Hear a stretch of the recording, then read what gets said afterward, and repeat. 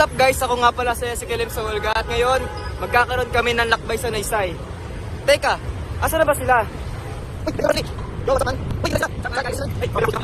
Bro, ito isa. Oh. Anong plano natin ngayon? Intra. Ay hindi, Pasay. Pasay ba? Parang gusto ko magsimba, no? Iba ba? Iba ba? Iba ba muna? Kaya pumunta tayo sa Manila Cathedral.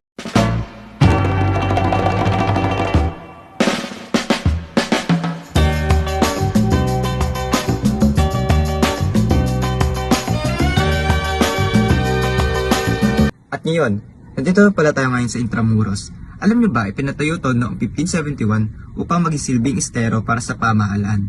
Ay teka, tumuna tayo sa Manila Cathedral.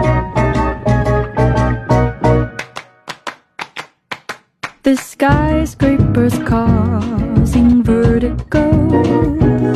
The countdown begins in Tokyo.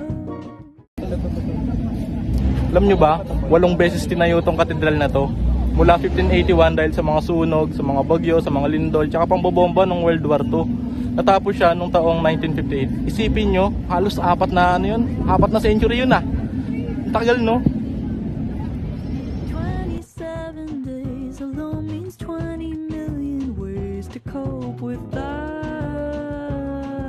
you. I'm in a reckless fever.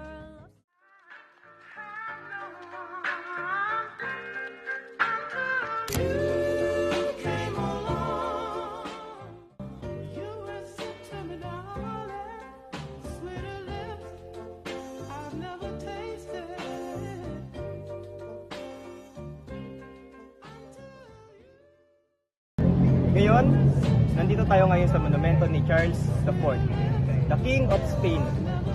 Alam nyo ba, ang monumentong ito ay pinatayo noong 1788 hanggang 1808. Itinayo ito upang magpasalamat para sa pagkilala ng bakuna para sa smallpox sa Pilipinas.